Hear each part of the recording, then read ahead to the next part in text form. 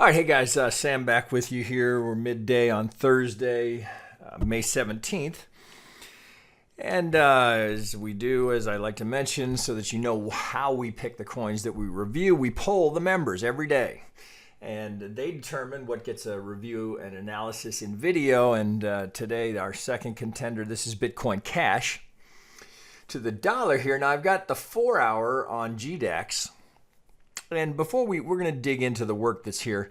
Before we do that, one thing I thought was worth noting here, remember, as I will try to remind you, that you're always dealing with the algorithms that are written to sell at pivots. Up, down, doesn't matter. They're just looking for that relationship. So you can see here, if I work from this pivot here before it was part and parcel of this correction here. So if I take this swing high to this swing low, well, it's kind of interesting here. So from this, we come back to the 38. We come down here, but if you think about what that algo is looking for, it doesn't get its target. Right? It's unresolved. So we have the 38. So maybe it's a front run on the 38. I don't think so. What I think has happened here is that they're just still working with these pivots. So it's unrealized here. So the algo stays in play, and then we've got the sell here. You can see where we pivot up here is literally to the tick on that 50. That's my hunch is what you have happening here. They're still working with those pivots. We don't realize the target here, so it stays in place.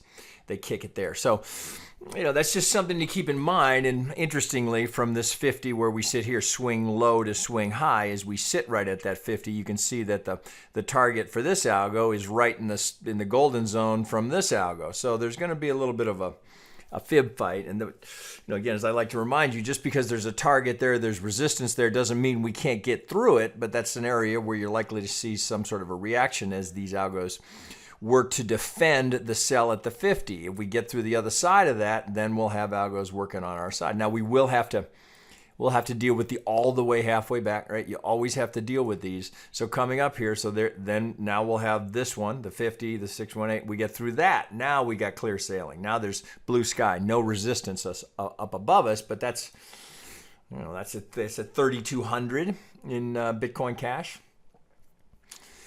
Well, if that's where we're going, if those kind of targets are up there, it's certainly worth looking as to whether or not we've got a reasonable area here to be looking for a buy. So if you want to dig into the precision here, there is definitely an opportunity to be precise with where the entry is. But you could make the argument here that just sitting here at a 50, if you just ignore all of this Elliott wave and all of this complexity, you can make a pretty strong case here that, but looks like we've had some sort of a swing here. We've come back, we've cut it in half. That seems like a reasonable place to buy it. I think that's where buying at the 50 originated from, just human nature. We look and, there's a swing. Well, we're giving back half of it. That seems like a reasonable place to be a buyer.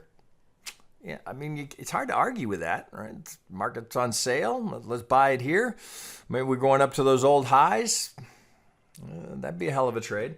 But that's, I just kind of mention that so that the complexity that is in here, in all of this detail of an Elliott count, algo pulls, etc. There is something to be said for that. There's the simplicity of where are we? Where have we been? Where are we relative to what's happening here? 50%, not a bad place to be a buyer. But that's... I would propose to you that's the lazy way to approach it. You want to do a little more work? Well, let's dig in and see what we can find in here. All right, so let's go to a 2-hour here.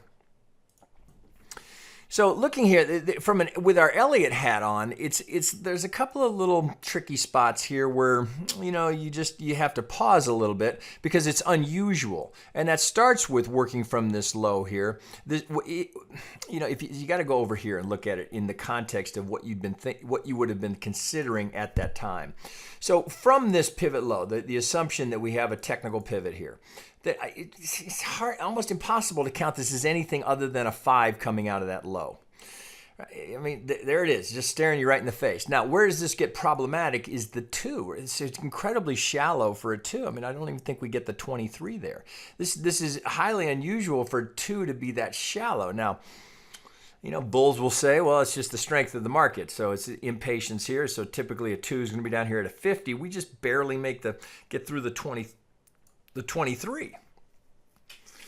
Again, it kind of gives you pause. So you look at that and think, okay, well, so I'd have been looking to be a buyer down here at the 50. So a lot of people got left with their orders in their hands that didn't get filled. And then we go into this mess. Well, that's, again, here's where is that 1 2 1 2? Well, it's kind of hard to count it knowing what, right? So of course at this point you don't know what's coming. But as we sit here now trying to qualify it, well, if I dig in here, this final leg looks pretty solid here. It's hard. Even if I go down to a 30-minute here. Let me go back here. So if we go to to a 30-minute here, I can see this 1 2 3 4 5 pretty clearly. So even if you're working backwards, and I actually think you have an expanded flat here. I think you have an A, B, and a C into this 4 before you start up for the 1 2 3 4 5. So working backwards, I've got a finishing impulse here. So I can work backward and say, well, prior to that, where's the deepest retracement? Where are the 3s? And it kind of ends up getting me all the way back here, 1 2 3, right? And there's some things we can do to measure to help identify that. So I'm going to clear up this chart.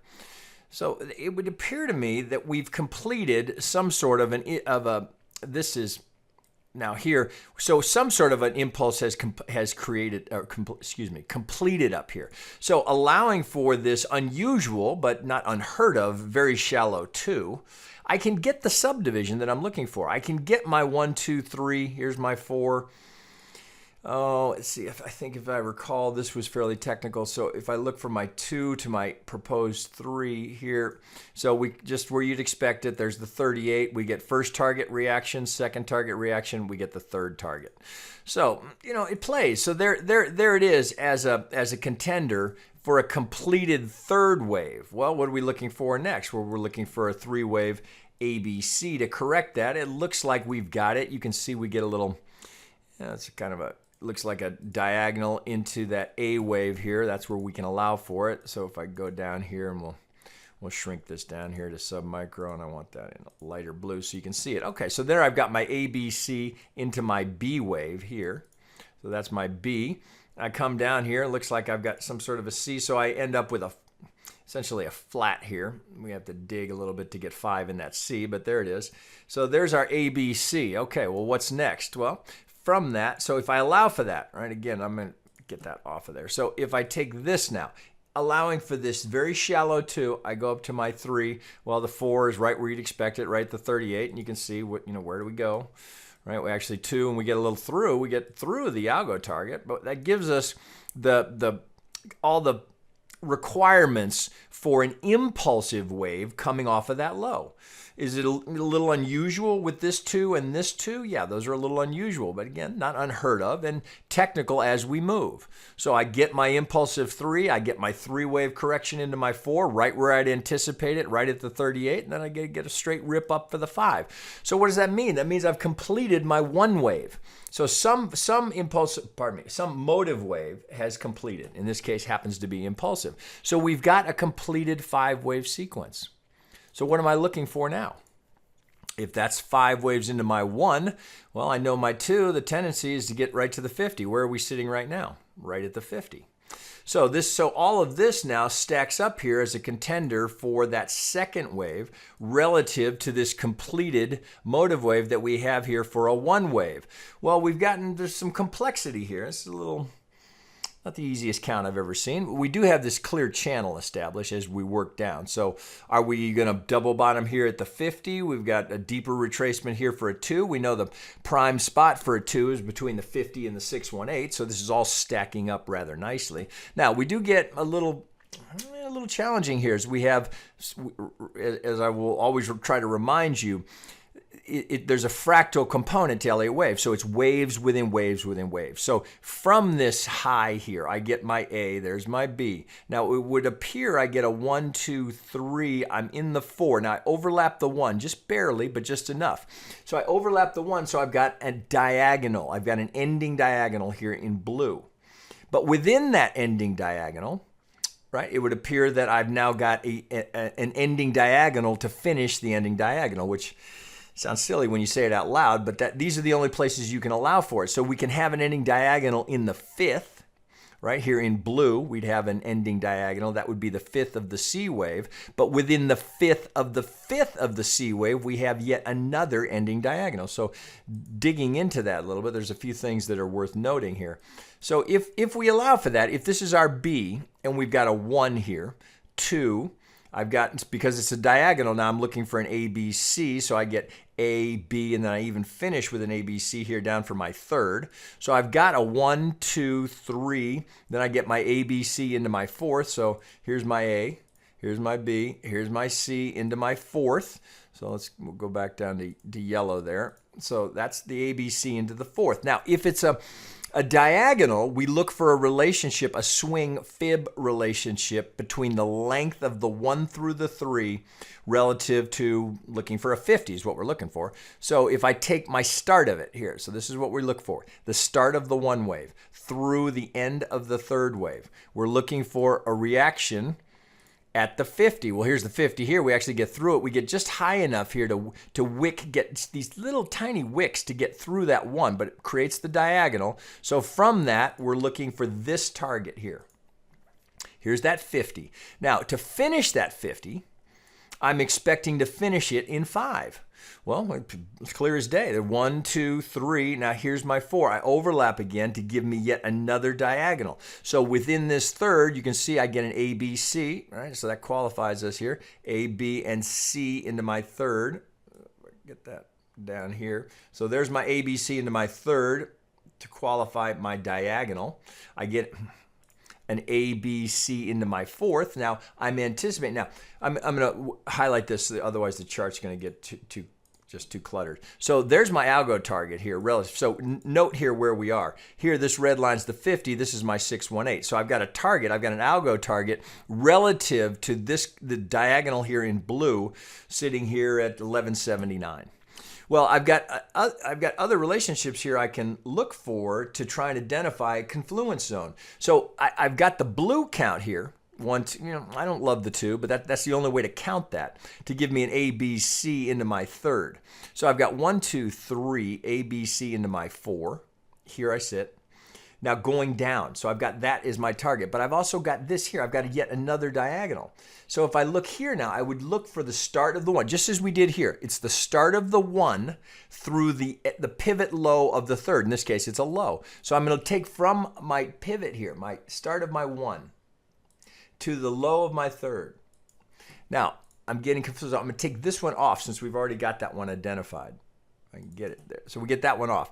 So let's take this arrow off so you can see this. All right, so here's my 1. So I come here right to the note, right to the Vegas wave, right into the lips of the Vegas wave. And now we're just screaming down here. So it would appear that now in white, so let me do this. I'll put the wave on that so you can see that. So this is the diagonal that's finishing the diagonal in blue. So if I put the wave on the wave, maybe this helps, maybe it hurts. I don't know. Let's look at it. All right, so that's the diagonal here in blue that I'm finishing, and then here's the diagonal in white that we're targeting. So take note here. Look, so remember we drew that first box. Well, I get a second box here because I got another algo target sitting right on top of it. So I get this confluence zone here. So as I just expand these two, so I get my hot box down here. So all of this relative to this correction completing a 2 wave right in the sweet spot of where you're looking for it between the 50 and the 618. So I'm damn near halfway right smack dab in the middle. And you can see I've got an alarm set on it. I actually want that a little higher. I want that alarm set there. So if we come down and approach that, I want to pay attention. I want to see what kind of reaction we get there. So let me clean this up a little bit and we'll wrap it up here. So we'll get that wave off here. And then here's the larger degree that we're trying to complete. So let me get this hot again and we'll get that wave off so we can make sense of this. Okay, so let's think about where we are. Okay, well, A, B. Now I've got all this complexity here in my C wave, all setting up relative to this 1 wave completing up here. So 1, 2. What's the wave we want? Well, we want to be there for the 3 on this scale, right? On that kind of a scale, as we looked at some of those targets. up in the 3,200, 3,500 range for Bitcoin Cash. If we're going to come down here and put a pivot, that's certainly something to pay attention to, as it's setting us up for the big one. So we'd be looking to get into the one of the three, because this is going to be, if it's going to play, and we don't know, but if we're going up there, let's go back out to a 4 hour. If we're going there, right, where's our target up here? What's that, 3,200? All right, so in the larger degree, we're looking for 3, 4, and 5 to be all up here. Right, so we come back to, getting that kind of precision to be aligned to catch this as a 2 as we go towards the 3.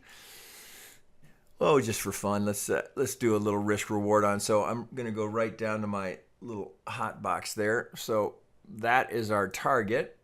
No need to go below the 65. So we'll put that right there. So there's 15 to 1. 15 to 1 with a buy on the algo target, stop under the 65.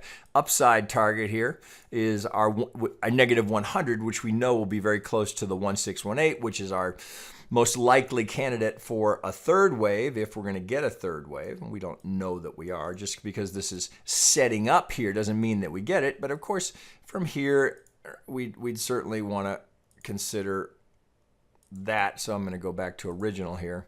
Think about, okay, well, if that pivot's down here, if I get a good pivot here, down here, I know this, I got the best odds in trading right there. I've got an 80% probability. Now, big if I pivot down here and that pivot holds, then I've got my 80% of getting to the median line. I just happen to point the arrow towards the algo target, as I know that's a likely spot where we might hit it, and you can see it kind of lines up with the timing element. Now, just because that's there doesn't mean we couldn't blow right through it and we get up to some of these levels, but that's a place where you'd expect to see some reaction as the algos that buy here.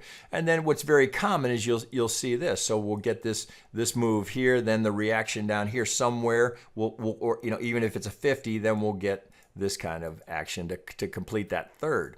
So this may end up being over here. Right, but this is what we're trying to get positioned for, because then we get a technical pivot and we line this up. We can put our stops very close to that pivot, knowing that we're making an assumption that we have a low that's in, and we're not there yet. We're not to that point yet. But it lines it up here as a potential impulsive move to get us up to a third relative to this 1-2. So do we get down there? Well, we got to wait and see. It sure looks like it wants to get there. So as you see this now, as we're coming down to challenge that pivot at the 50, right? And of course, no surprise that you can see, here's the first bounce at the 50. We're going to come up. There'll be some defense here at the 50. If we get through it, then we have algos hankering to take profit right there. That could be the buy that kicks it. We don't know. You got to wait and see. But I certainly want to pay attention. So now as I look at this on the 4 hour, my little box looks kind of small. I go back down to a 30-minute. It looked much bigger then, right? So here's our play down here. So all teeing us up here. So if we're going to get there sooner rather than later, fine with me. 1, 2, 3, 4. I sure want to know when we get there. So last place you can check, well, here's the oscillator. Here on the 30-minute, we're in the oversold condition. Right, now markets can stay oversold. There's no question about it. But you can see here, last time we got down here, we got a little reaction. Last time, reaction. Last time here where we had clear divergence, pretty good reaction. Is that setting up? Well, all it does is really set us up for the energy potential to get back up to the overbought zone here. Right here, we've just barely wicked it here before we rolled over again.